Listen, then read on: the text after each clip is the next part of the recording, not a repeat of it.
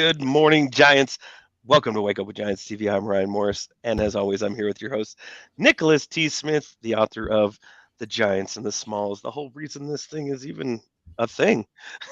So thanks for that, Nick. Oopsie. And Whoops. I was nervous until I found out we were going to talk about the nervous system. Now I'm not nervous anymore. I feel relaxed I suddenly. feel relaxed talking about the nervous system. Yeah. This is exciting. What do we got Yeah. going on, Nick? Well, I think the biggest thing is come join the tribe of giants. That's it. You'll see everything you need right there. Yeah. We got gifts for you. We got other people for you. We got all Just kinds of things. gifts or gifts? Gifts. Yeah, with a T or no T. However you like it. Hi, Dorothy Inez. Speaking of giants, there's one. Yeah. Well, let's dive in. I'm going to introduce our guest, Tabitha Suval. Did I say your last name right? Suval, like Suval. Valentine. Okay, Suval. So she's the executive director of Radical Chiropractic Company, and she grew up in a small town in the Oklahoma Panhandle. So I was actually born in Oklahoma City. So What? Not too far away. She was heavily involved in dance growing up and was a competitive dancer and high school dance team captain throughout her high school years. Because of dance and being born with hypermobility, Tabitha has suffered from chronic hip, low back, knee, and foot pain for years. It wasn't until she met Dr. Taylor that she learned about the benefits of chiropractic care and how life-altering it can be for people suffering with pain and dysfunction. She's married to Dr. Taylor Suval, the doctor of Radical Chiropractic. He has an advanced certification in torque release technique and Webster technique at Radical. They care for everyone, but specialize in caring for pregnant mothers, infants, and kiddos. They're a not nerdologically, right? Neurologically based is a little different. Practice, meaning they treat whole nervous system dysfunction instead of just addressing symptoms. And in her spare time, she enjoys hiking, being outdoors, lounging around with her 3 dogs, and spending her weekends at football or baseball games with their 3 children. Welcome to the show. Thanks for having me. Yeah, we're going to dive into your journey a little bit. So we'll talk about chiropractic. We're going to talk about philosophies, and we're going to talk about how you even got here. So we like to start going back in time. So you mentioned in your bio that pain was kind of an initiator. But if you want to go back in time to a part of your life where you were kind of maybe unconscious to your life, you felt ruled by your life, perhaps, that you maybe didn't have a say in it.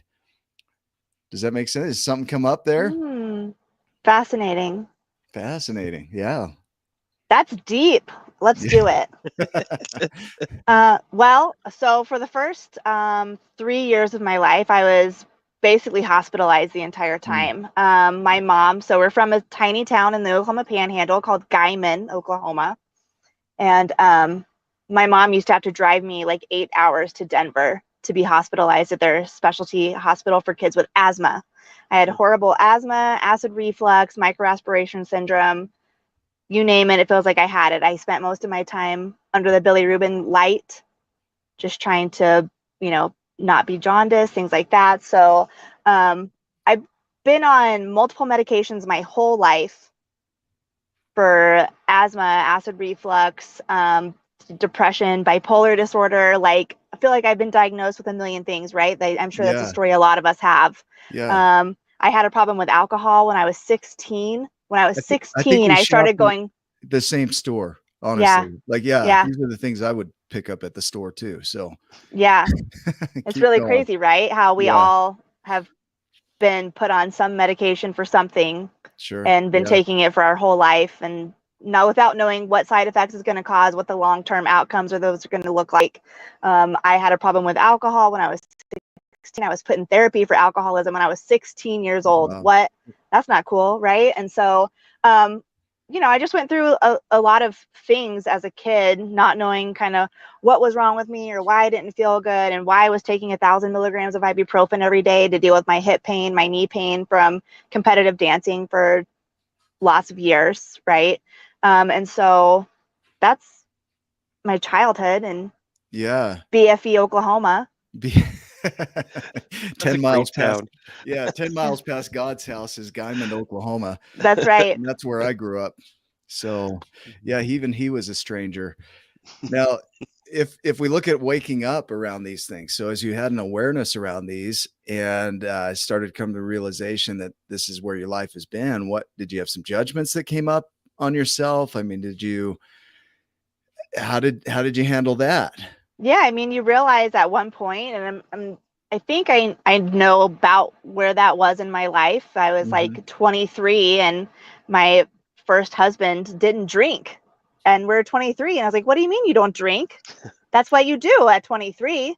And he was like, "No, not everyone does that. Like, that's not normal, right?" And so then I started being kind of realizing what I had done to myself, how I was coping with the things that I was going through, and um, that there was a different path, I guess. So that was Yeah. one of the best things that I took away from that relationship, was that not everyone gets drunk every day. Now, Who knew? did you have some ideals for yourself that you felt like maybe you weren't measuring up to? Did you have dreams of where you thought you should be? Even now, I mean, this doesn't have to go back to that age, but Yeah, do you have times where you feel like you just don't measure up? absolutely.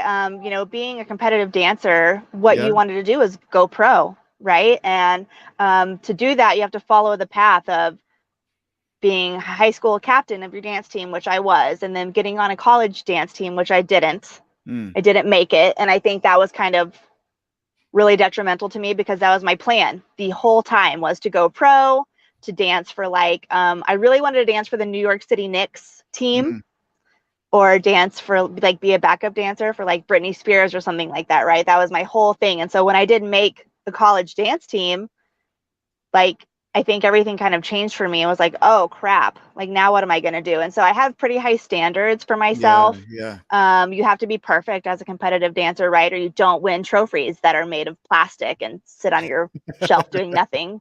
yeah.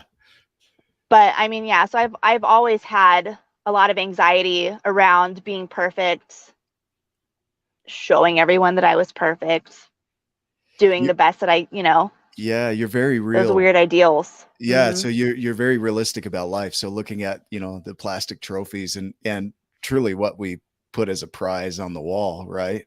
Yep. Um, that even though we feel like it means something, it does it.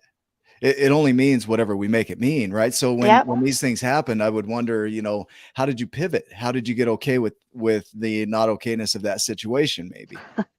I would throw myself into something else. Yeah, okay. I mean, immediately, then I found um, my sorority in college, which I was determined to be the president of, and I accomplished that. But then, like 3 years later, the sorority uh, broke up, diminished, went away, Yeah. dissolved. Yeah, Okay. and so then I was like, okay, well now that's over. Now what do I do? So then I threw myself into work, and I found events in my past life as an adult. My career before chiropractic was, I was an event director for universities in Texas, and Mm. I was the director of events for one of the largest college of businesses in Texas.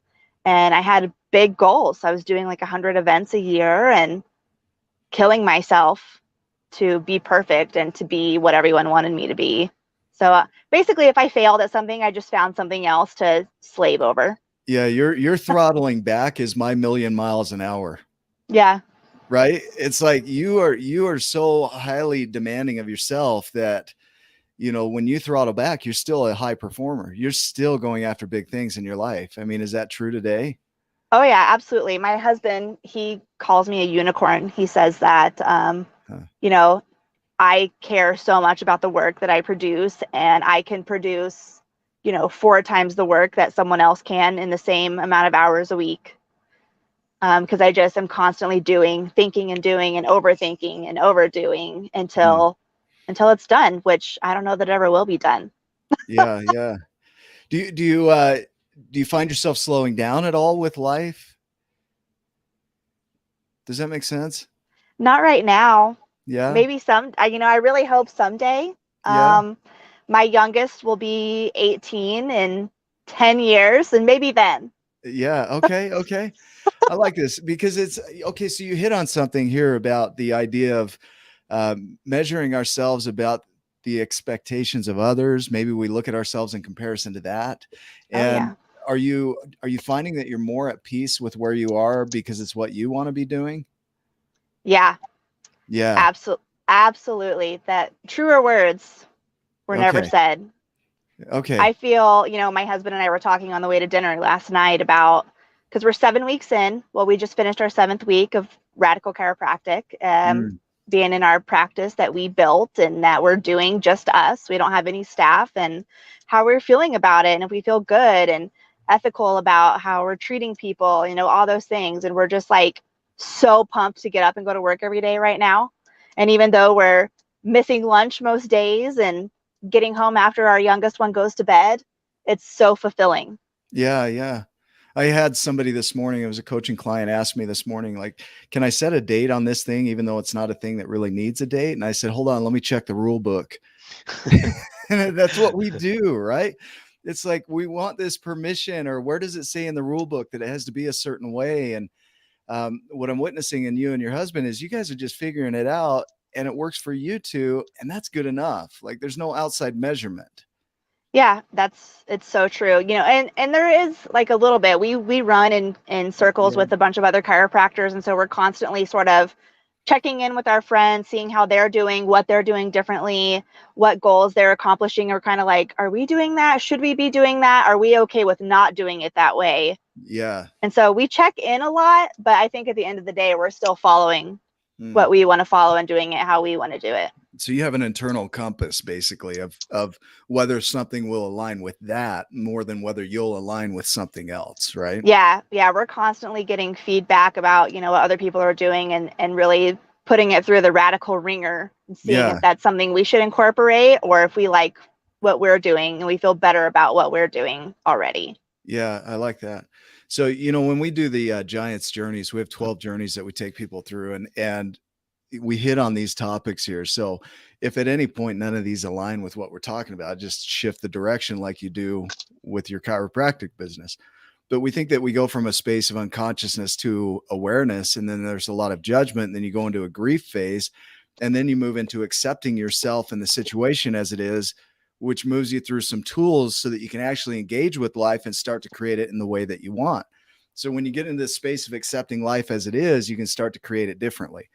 Because I think if people resist life the way that it is, they're spun up resisting life. So there is no creation. Do you have some thoughts around that? No. I mean, other than like, Yeah. I agree with you. Yeah, I think you're Yeah. so right. That, Okay. the more you resist, you really have to just be willing to take what comes your way and go with the flow and kind of persevere through it. Yeah. So let's continue on your journey. So you get into this space where you recognize my life is maybe a little different from what I had in mind, and I've got to pivot again here, and you start to imagine out what you want to create with it, right? So you start to create a vision, and you're talking 7 weeks into a new vision. And I would ask, is there a lot of uncertainty around this? Oh, yeah. Yeah. I mean, we bet really big on ourselves. Okay. There's a lot of different things that chiropractors can do once they become chiropractors. There's a couple of paths. You can go work for a chiropractor. You can rent a small room somewhere and see a couple of patients, a week or whatever. Or you can go balls to the wall and take out a big loan and build a giant practice so you can see hundreds of people and hope they come. Yeah.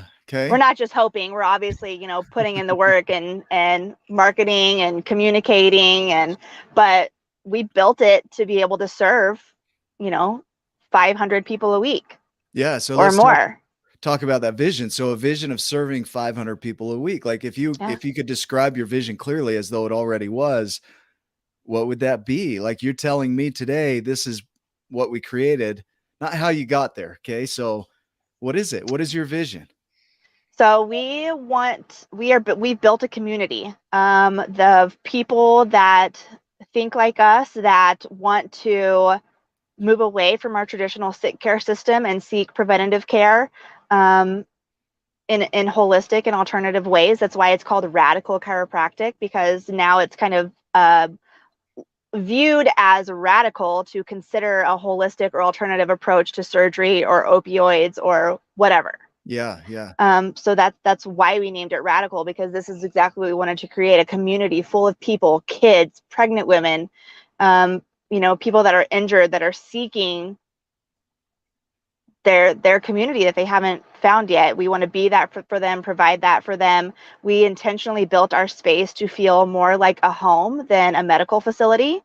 Yes, he is a doctor. Yes, we do treat your body, but Mm. you won't find waiting room chairs in our practice. You won't find automatic soap dispensers in our bathroom. Like, everything is built like it's your home. We have couches, we have regular toilet paper rolls, regular paper towel rolls, like all those things. We thought about all of them to create Yeah. Interesting. this Yeah. space where you can come and heal and be a part of something that you aren't getting in our current sick care model of healthcare. That could be a Healthcare. tagline. Welcome to Radical Chiropractic, where you feel homie. I don't know. Homie. That's right. Yeah. Our dog is in the practice with us, and we Yeah. have at least one dog with us every day. And so people are just Hmm. being pulled towards us, and the comfort that we provide and the friendship that we provide. It's more than just where you come to get chiropractic. We're Yeah. a family, and people will come and hang out with us for like 30 minutes, even though their adjustment took 3. Yeah. Have some Yep. coffee, get some water, have a seat, pet our dog, hang out, ask us questions about anything not related to chiropractic at all, because they feel comfortable and feel accepted and wanted. They're not Yeah. just a number, even though we can serve 500 people a week. Binge watch No one feels like that. 1883, right? Like, Yep. we'll catch some Netflix, and that's awesome. So let's go back to the uncertainty. So now you have your vision, you're creating this community, you've got the name, you've got the environment that you've put together. So going back to the uncertainty of how you're going to do it, like, how do you step into the unknown? Boldly. Okay. I Yeah. mean, I don't you doubt just, it. Yeah. Yeah, I wouldn't yeah, doubt it either. I was thinking that that's the perfect word for you. Yeah. Boldly. boldly. We stand very firm in what we believe. And we have to be the light in the darkness for a lot of people and help them find their pathway to us. And Yeah. so boldly standing firm in who we are and what we want to do, and taking big giant risks in order to help people. Yeah. Yeah. So by giant, can you define that? Giant risks. So, Um, how big are we talking? Does somebody have to do that? Can they take small steps, or is it sometimes you really need to just get bold and take a giant leap?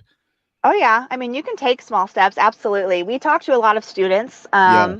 chiropractic students that are kind of looking and trying to figure out their path, and we tell them what we did and how we did it, and we'll kind of put asterisks by things and be like, this is a really bold move, and it might not be for everyone. Like, Yeah. Yeah. Yeah. I quit my job in November. We haven't had any income since November, and we have 3 children. That's a big risk. Yeah. Signing a lease before my husband had even been licensed to work in the state of Utah, that was a big risk. Taking out over $100,000 to build our space, that's a big risk. Like, Yeah. but we knew, we like I said, we bet big.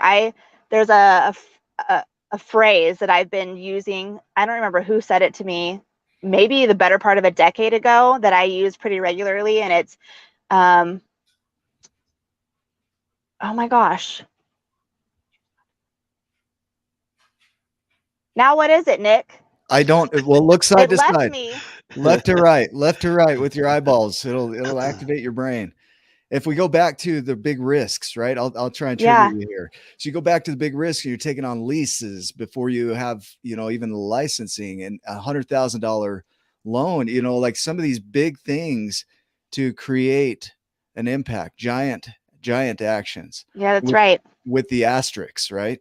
So, but what I appreciate about this is that you're offering different ways that you can create, right? Mm-hmm. There's no one way to create. When you go into the unknown and you look at your vision, a lot of times there is no path. There might be old established paths that you can follow, but you'll have a similar cookie cutter program to somebody else. So how do you adapt it and Yeah. change it in such a way that it's yours? And sometimes it really is adventurous and fun to just like go for it with, some piece around that. Like I would imagine that there's some of this, some fear that might come up around taking big risks like that. But there's also a possibility of coming at it from peace. Like if this didn't work out and this didn't go well, I would still be okay. Yeah. Okay, I remember it now. All right, there we go. Good. You rip the world off when you choose not to play it big. I would also, playing off of that is sometimes a small step or just a little change to somebody could feel giant. Yeah. Could feel like almost impassable, and some other person might be able to view it and go, that looks like just a little molehill, a little speed bump. But to that person, it is the big thing. So sometimes even just taking that little step into the unknown or the darkness is a big deal. Yeah, And I can agree totally with be that. life-changing too. So that could be the same as that's the betting big on you. Yeah, that kind of reminds me of a patient that we actually have under care right now. He's 12 and still wetting the bed at night. That doesn't sound like that's that big of a deal, but when you're 12 and you are afraid to go spend the night at your friend's house, what does that do for you? You know? And so we provided him, I think his mom told me the bedwetting stopped after the third adjustment. 12 years of wetting the bed 3 to 4 nights a week. Beautiful. Three 3-minute adjustments, and it's gone. What does that mean for that kid? It seems like such a small thing. For him? Yeah. Unbelievable. Exactly. It is a big thing. I'll share a secret here. I was 13 when I stopped. Yeah. 13. That's old. You know, most kids are way down at like 8, 9 years old. I wasn't. Yep. And so it is a huge thing. It's, when you talk about insecurities, that's a big insecurity. Now everybody knows I wet my bed until I was 13. But now I look at it and it's like there's no emotional attachment to it. It's like there's a memory of it, right? But it doesn't mean anything anymore like it used to. So I want to dive into Tabitha's head a little bit about the mindset. How do you stay at peace with everything that's going on? How do you stay focused on your vision with everything that's going on? What are some of your tools that you use to stay aligned with your vision and your well-being? Does that make sense? Yeah, the best thing and the thing that keeps me the most centered and the most on mission is doing this with my husband and having that person to check in with you and to be like, how are we feeling about this? Are we doing this the way we wanted to? Who are we helping? Are we helping them the best way we can?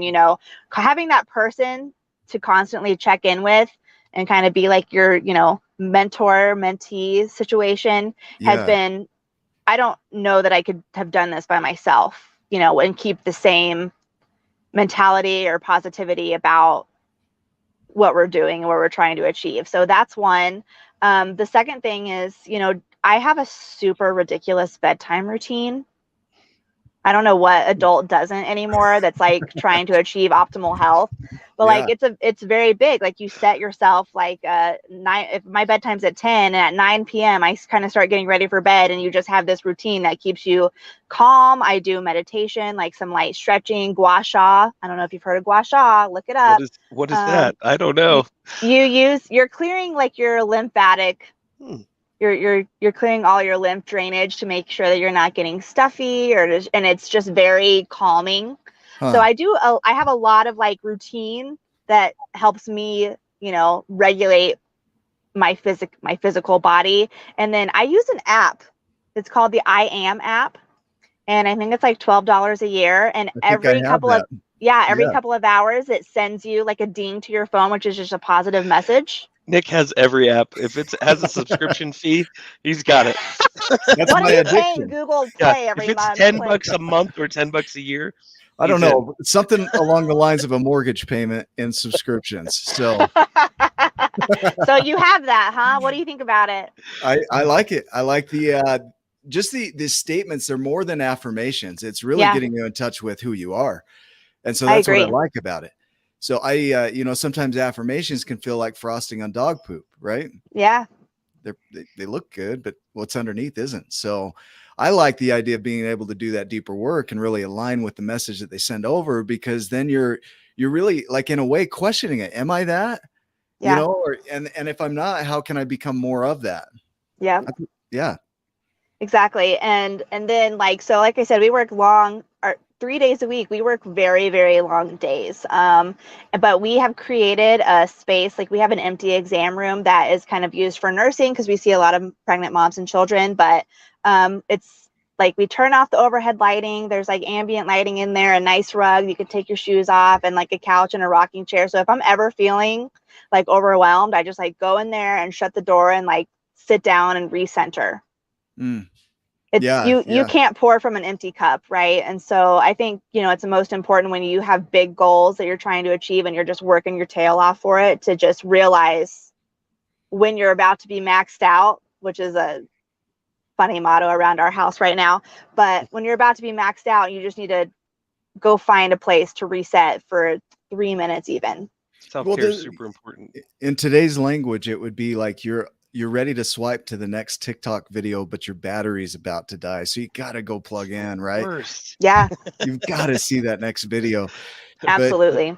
But the recharge, pouring from an empty cup, the way I hear that is when we're recharged and we're energized within ourselves, then we can pour. And it's not necessarily we have to go gain something to give it back. It's just simply when we recharge and we get back to our peace, so to speak, then we're able to give more to others. Oh yeah, absolutely. Does that sound right? Yeah. And we just moved here from Texas about 10 months ago, I guess. It was August of last year. Your husband go to Parker School? He did. Yeah. I have a buddy who went to Parker as well. Look at you knowing stuff. Mm-hmm. He owns Apollo Chiropractic, or Apollo. Cool. Something. I'm a terrible friend. I don't even know. In Murray. Okay, cool. Cool. His my husband's mentor is in Murray, so we'll have to check that out. But it's hot as balls there, and so like in the Texas. Summer, you don't go outside unless you're going to like get in a body of water, right? And so here, who came up with that phrase, man? I don't know. The best phrase ever. That. Yeah, I use it all the time. It is hot as balls. Texas, hot that actually as balls. Means something. Well, so Hugh's in Yuma. What's hotter than balls? I don't know. Yeah. Yuma, Arizona. Yeah. But so anyway. I've been pretty intentional about trying to go hiking like every Sunday when the weather is good. I have not ventured into like snow hiking, so I haven't been like all winter. So I just got to go a couple weeks ago, for the first time, and it's just so refueling. To like get out there and just not be around anything and not have cell service. And I usually leave my kids at home because amen. Yeah. Yeah. And so getting to go like just out and explore every Sunday is nice. Yeah. Well, energy. I mean, you're talking about energy. Without that energy, without that recharge, there's nothing to give. When you're burned out and tired, there really is nothing to give. So simply go recharge, like find a way. I like the routine and the ritual. In fact, I read recently that most explorers, before they go out and explore, will create and go into ritual before they go out into the unknown. Interesting. Yeah. So most people that are out there exploring the world or creating big things have some kind of routine or ritual that they stick to. For me, I wake up, I make the bed. Not this morning. Yeah. If I'm truthful, this morning I didn't, but,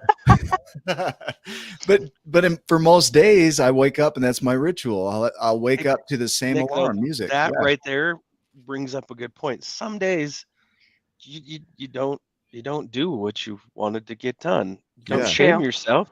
The next day, me and Amber talked about this the other days.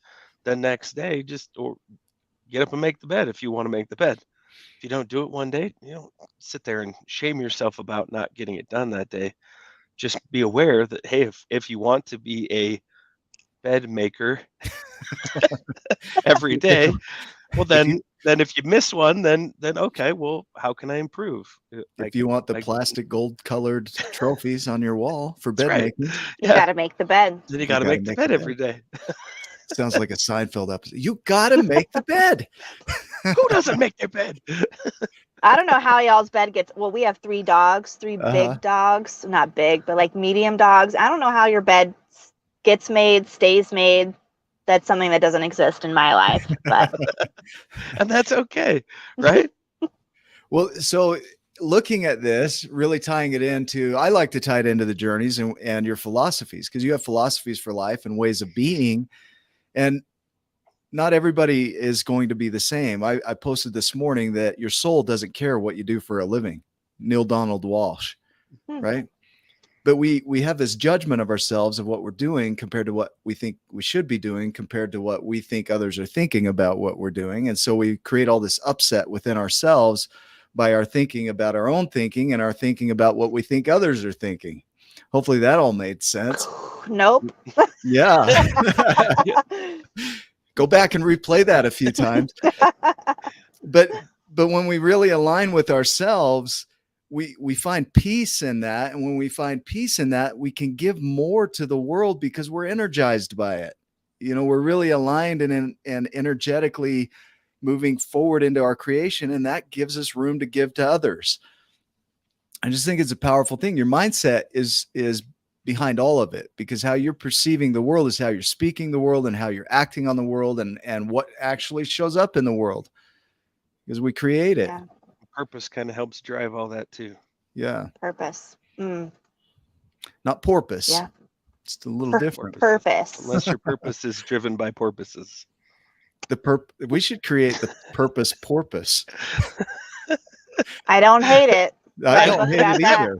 That might be a good ad right there. The purpose porpoise. It's just driven, swimming through the ocean. Where are you going? I don't know, but I've got purpose. Anyway. Now we hate it. I'm just kidding.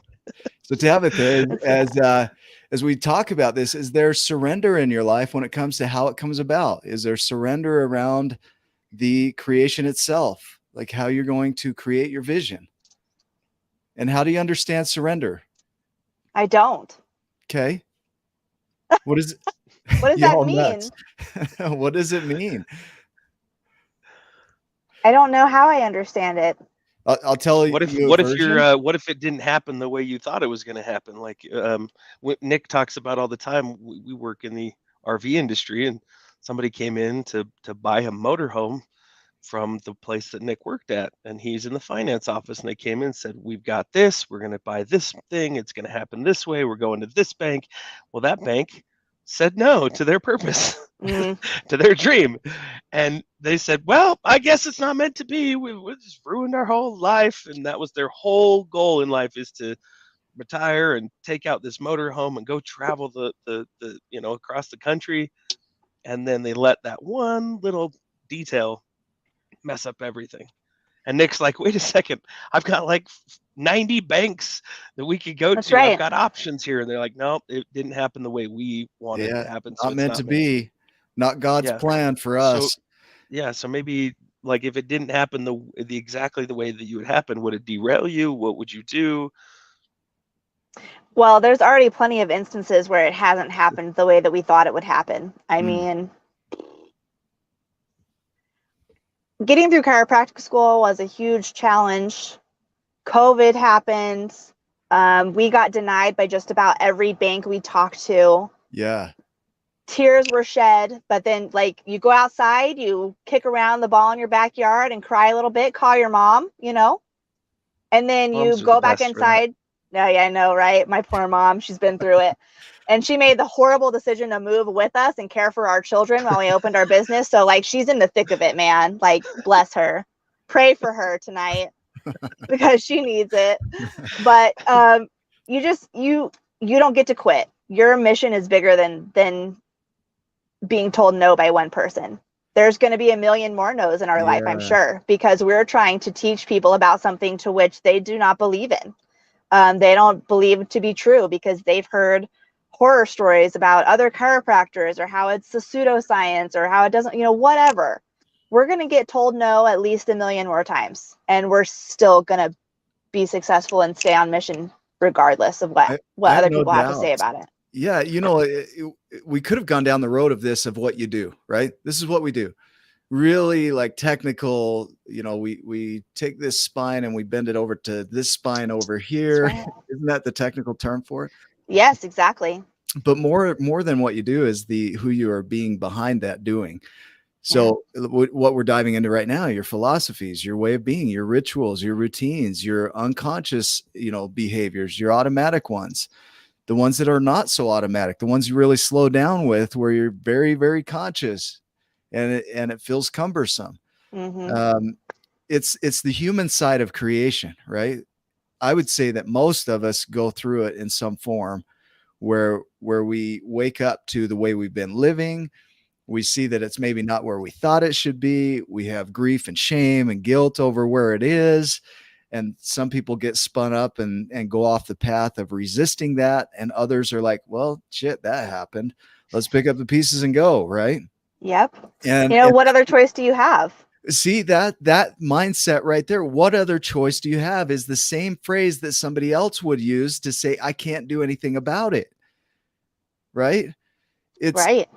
What other choice do you have is also up to your perception about what you can create. It's that locus of control, right? You have Absolutely. this ability to see the future and say, I have a say in my life and I'm going to do something about it. Somebody else will look at it and say, I don't have a say in my life and there's nothing I can do about it. Well, and I think a little bit of that comes back to purpose.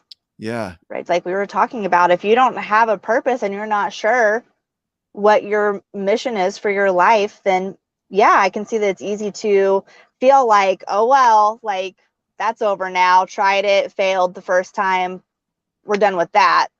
But when you know what your purpose is, and then you just feel like a superhuman and nothing's going to get in your way, even though plenty of things will get in your way. Yeah. You know what I mean? You will find a way through it. You're willing to look at them as stepping stones rather than blocks.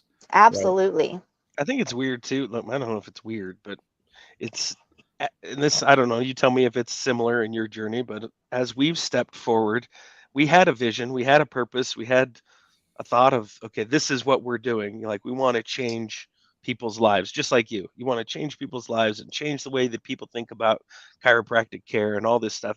We had the similar approach, but just with, people's lives. And so, as we step forward, right, and we're going through, we just want to change their lives. It's your life, or help them change their lives, or see themselves as different giants. but the same. Yeah, but very, very similar.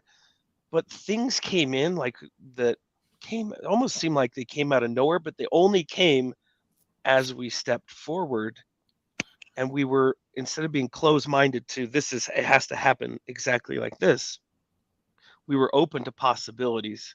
And as they came in, we were like, well, we didn't see that coming. Yep. Why did that come in? Then we started asking expansive questioning. We didn't incorporate everything that came along, but we were open to the flow and going, okay, that was different. Maybe, we can learn from that. We could take this portion of it, or maybe we shift or adjust or pivot, through it. Has that happened for you? Absolutely. I actually, maybe just last week, was thinking about how, like, some of the things that have happened for us, and we're like, why is this happening for us? Like, why us? And why is this opportunity presented itself to us and not someone else? There's 100,000 chiropractors, whatever, probably a solid several hundred just in the valley, right? They're everywhere. Why is this happening for us? And then I'm like, well, it's because we're pushing, we're on a mission, we're pushing ourselves forward, we're making ourselves available, we're saying yes to all the things that come our way. Say yes. I don't know if you guys listen to Gary Vee at all, but he's pretty popular on the TikTok these days. Tiki-taki. And he's like, I literally cannot tell you what he does, really. Like, is that the universal sign for, like, filling people in on, like... Yeah. He's a master. He's a master marketer, though. Yeah. But he says, like, I say yes to everything. There are people that are, less successful than me and less well known than me that will say no to things because they think above them. He's like, I say yes to everything. Yeah. Like, why not? Who is it hurting you to do a podcast for someone that only has 100 followers? No, it's not hurting you, but it's helping them, so just always thinking about what opportunities are lying ahead, saying yes, being open to different opportunities, staying humble, and, like, hustling. So what about your legacy? What kind of legacy are you leaving with Radical? What kind of legacy are you leaving for yourself or living? Let's create living, not leaving, because it'll be left by default, right? So what is the legacy of Radical Chiropractic? We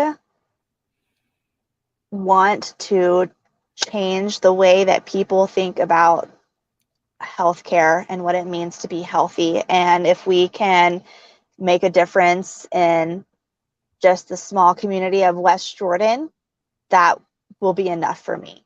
Yeah. Because something has to change.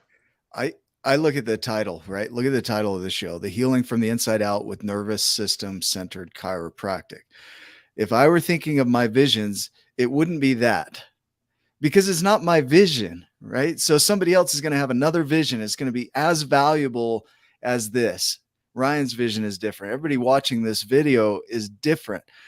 But if we were to judge our vision, comparing it to somebody else's, we might say, well, mine's not as fancy as theirs, right? It's not bedazzled enough. But you have this power of creating a difference in people's lives with their nervous system, which is something I don't know how to do, right?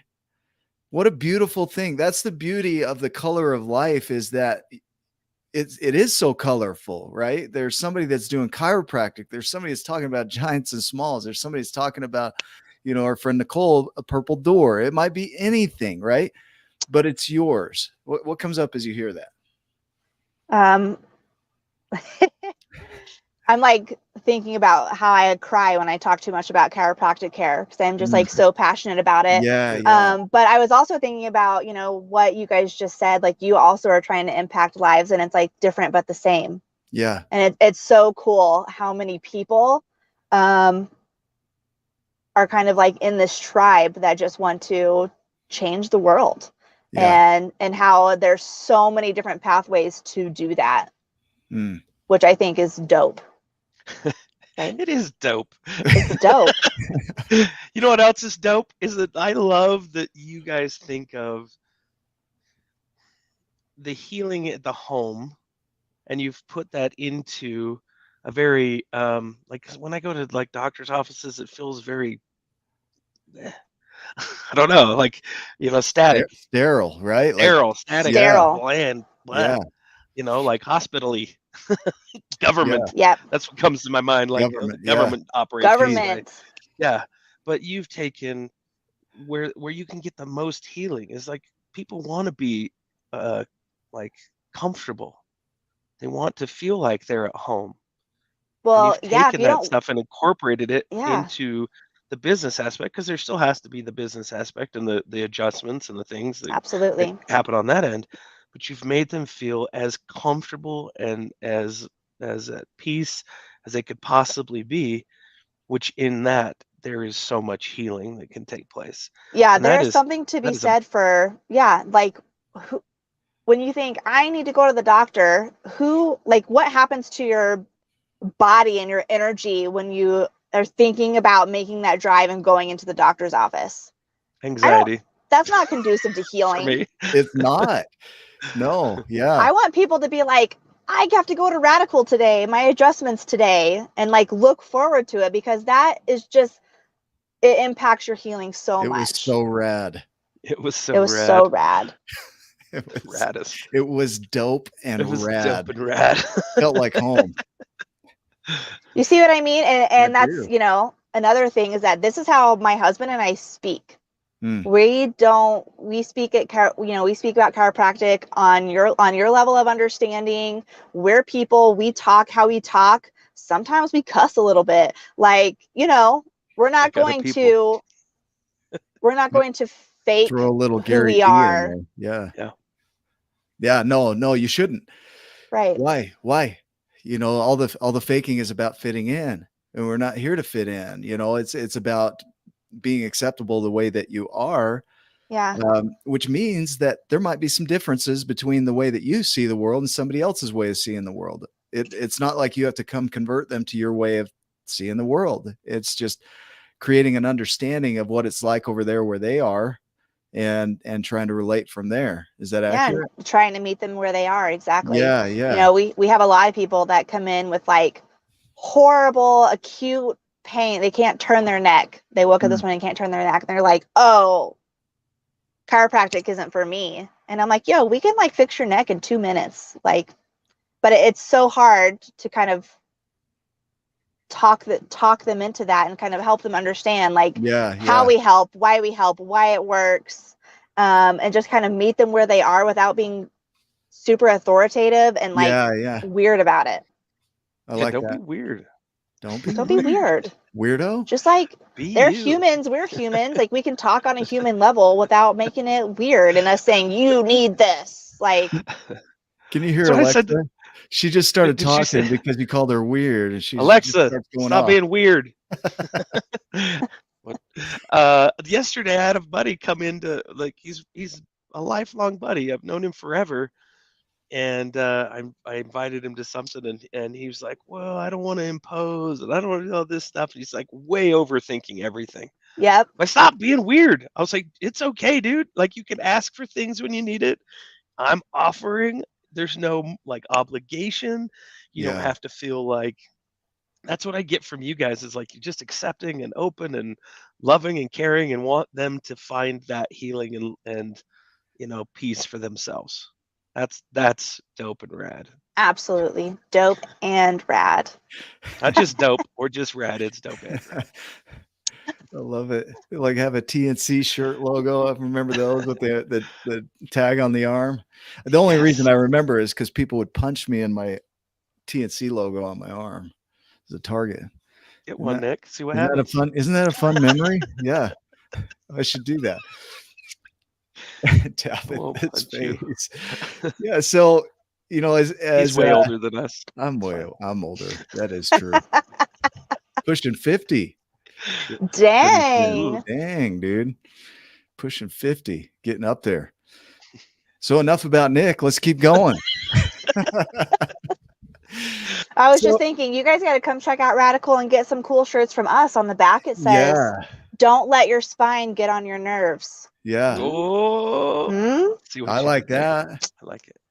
Y'all need it. And come see the Purpose Porpoise, right? We don't have that. Oh. I thought you guys were going to do that. That's a different company. I think we are going to make that a shirt. Honestly, that's going to be a shirt. The Purpose. I like Porpoise. Yeah, somebody can turn it into a cartoon. So let me ask you this: what is your definition of a giant? What does that term even mean to you?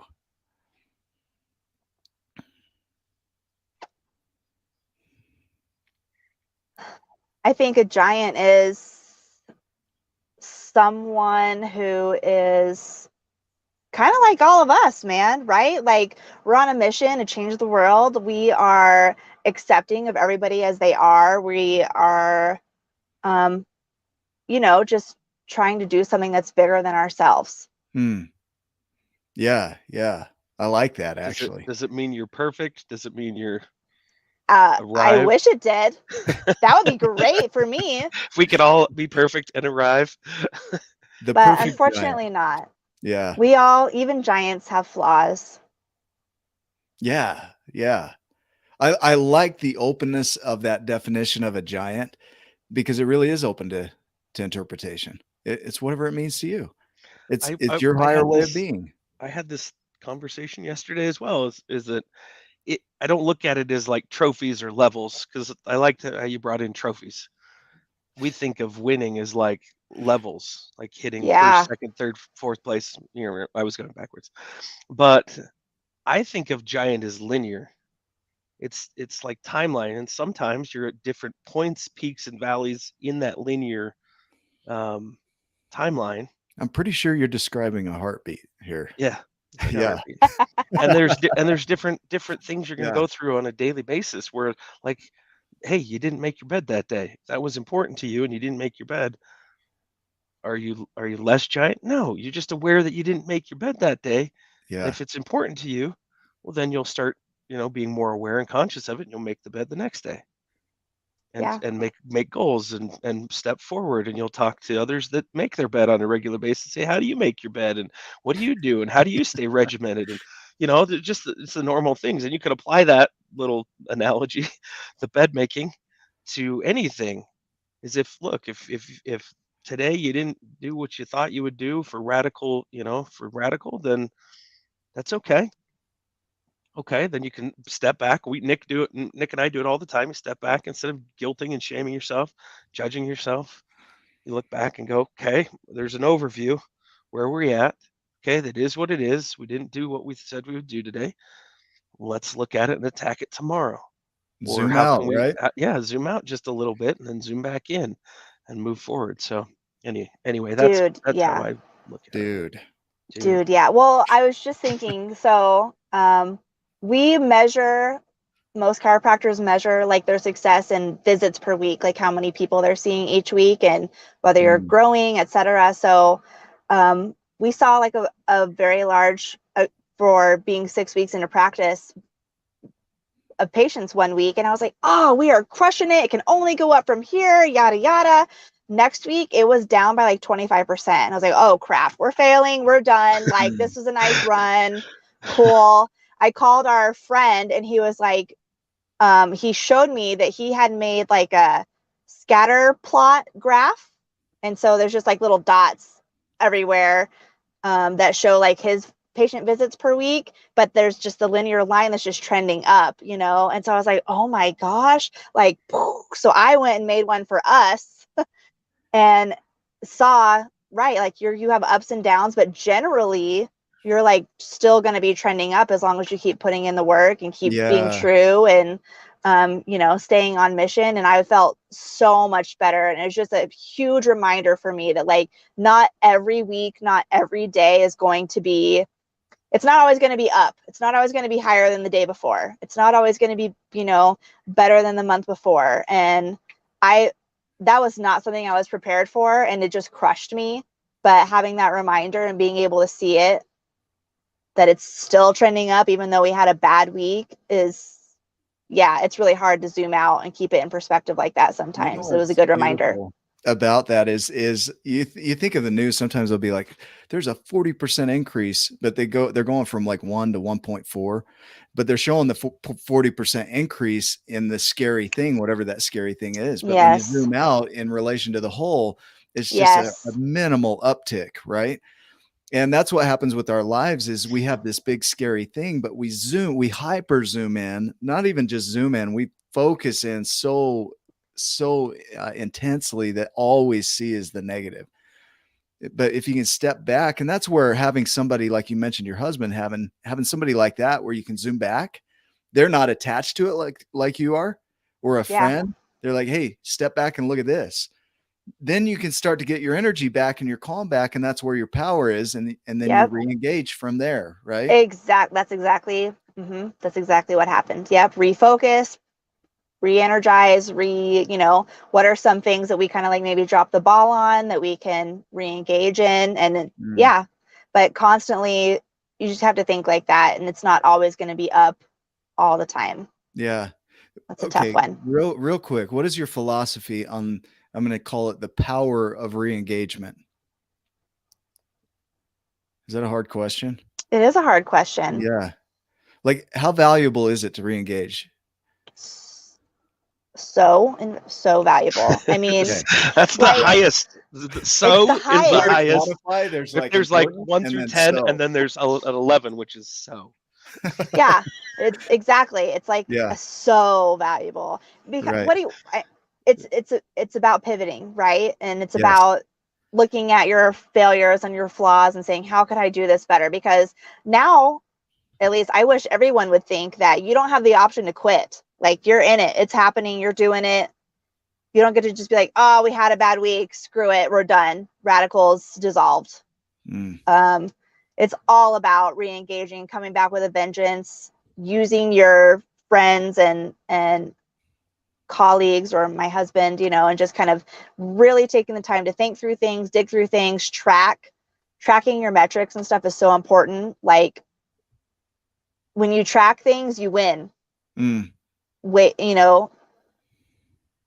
More quickly, in my opinion, is if you can't see what good you're doing or what flaws you're making, then you don't really know. Yeah. So it's super What important to used to track like all those things. And the downhill or this I like this right here. Valleys are starting points for the new peaks. There's also the downhill yeah, where you feel like you're failing. You feel like, ah, why is this so hard? What is going on? It's difficult. It's the muck, the mire, like going through the thick of it.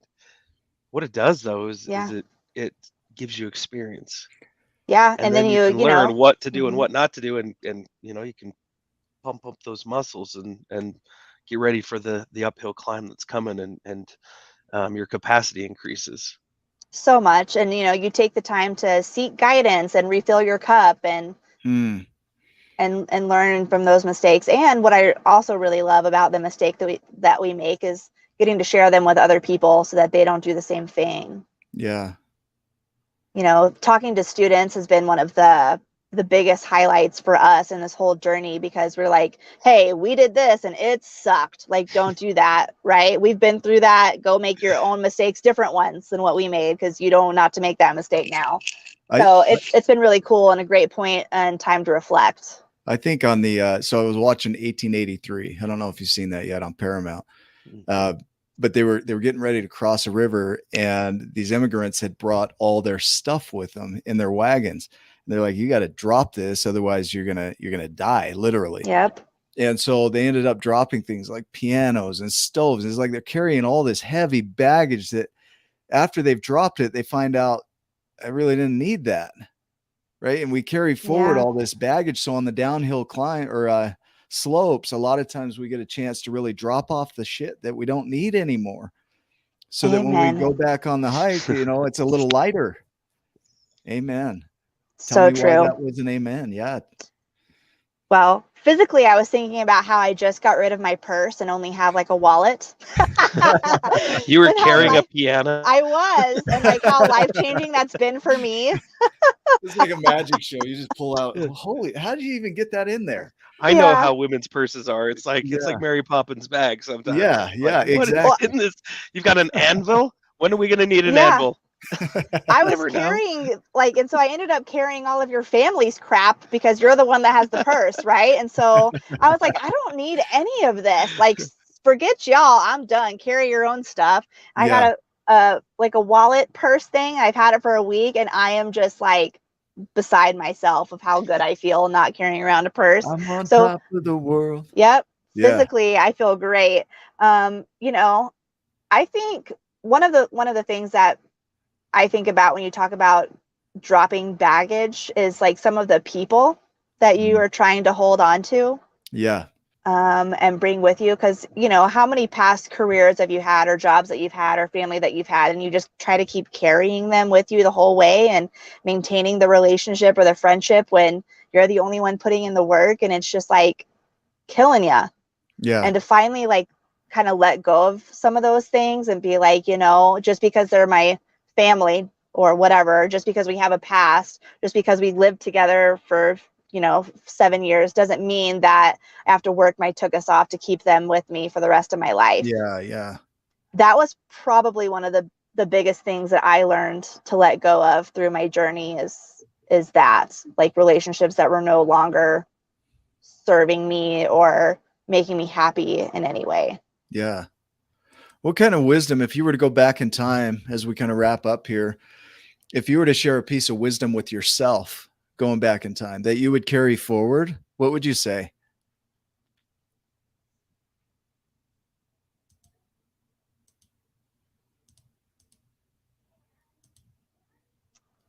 Stop caring so much about what other people think of you. Hmm.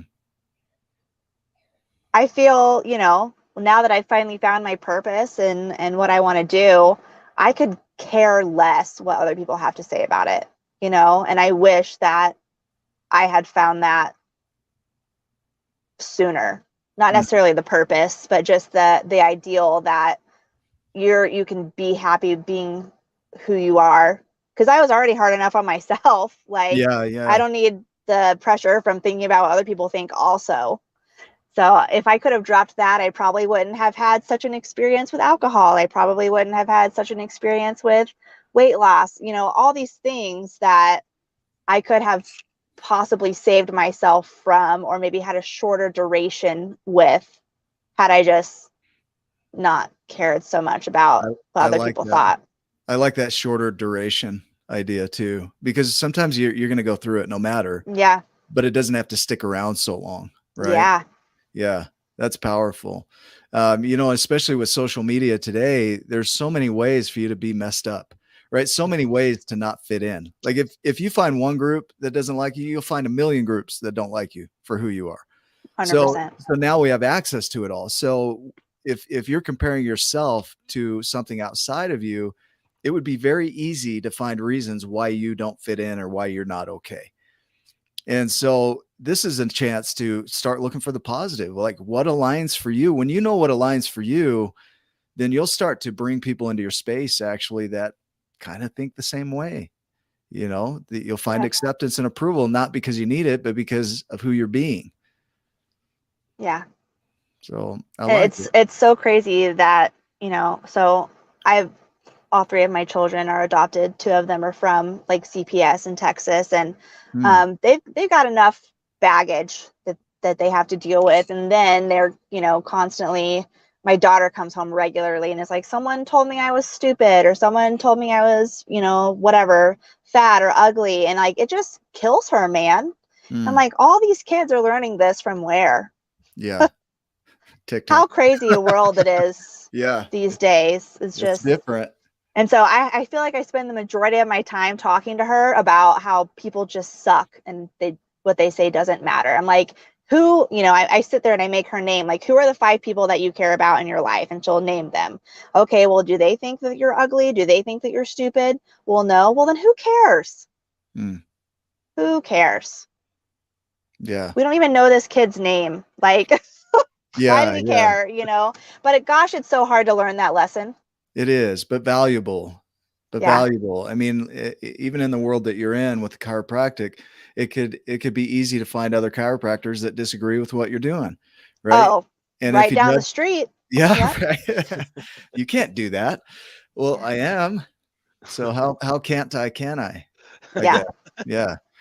Yeah, we were told that we shouldn't say that we're like neurologically based or nervous system centered based. I guess that's a problem here in Utah. I don't know, but I was like, look, that's who we are and that's what we do. I'm not going to lie and say we don't affect the nervous system, because if you're adjusting the spine, that's what you're doing. And to not say that and to not stand in your truth is ridiculous, and I'm not going to do that any longer. Yeah. Come for me. Yeah. We'll deal with it then. Yeah. There's just on Neo power from the Matrix, like. Let's hash it out, friend, because it is what it is. That's what you do when you adjust the spine. Well, we want to honor your time, and this has been awesome. Thank you. Yeah. Thank you. Getting to know you, the who behind your company is powerful. I think it serves. Is there anything else you want to share? No, well, you'll have my husband down in a few weeks, and you guys can get into the nitty gritty about We'll nerd chiropractic. Out. Yeah. I just thought of Nacho Libre. Yeah. Tell me about the nitty gritty. Yeah. Come ready, because he's going to blow your socks off with science. Nick I like science. I'm ready for science. Let's do it. You're going to like it. It's going to be good. I'm going to listen to that one. Yeah, do it. Sweet. Ryan, any other thoughts from you? I just it's interesting how all the paths in life and the things that people could be doing, but the lessons being similar and things that we hear from multiple people being the same but totally different journeys. It's fun to see the commonalities, but it's also exciting and beneficial is the best word. Beneficial. It's rad to dope and rad to see like you bringing like your experience and the way that you're doing it, and just bringing you to this. I mean, that's really what it is, and where other people can then go, oh, like, oh my gosh, she's going through that. Their family's doing this. She's a giant. Maybe it's possible for me too, and they can have hope and see some things where they can then apply the wisdom nuggets that you dropped today, and live better lives, or live Yeah. live the life with purpose that they want to live, Yep. and see the giant inside of themselves. Yep. I see women all the time that, have a side hustle that they want to make full time. And I'm like, dude, I got kids too. I got 3 kids. If you want to do Mm, it, you can do it. Bet yeah. big on yourself. Take Yeah. a chance. Yeah. Own yourself, right? Own what's going on within you. Go do it. You can do it. I love that. This is a great message for those that are watching. We always throw this up, the X, right? Where you are is exactly where you should be. So do it your way. This is your life, your journey. So do it your way. Keep stepping forward. Keep trusting it. Pay attention to your intuition because it's already in there. So it'll guide you. It'll give you those little soul nudges and you'll know what to do next. Sometimes you just can't see far enough ahead in the future to really know what the next step is. It's like Indiana Jones almost, right? Stepping on the bridge. Absolutely. Yeah. But step anyway. Sometimes it's a giant leap and sometimes it's a small step. So Yep. take it. We love you. We're grateful that you're on the show. Catch us next week for another great episode, and we will see you then. Love you too. Live radical.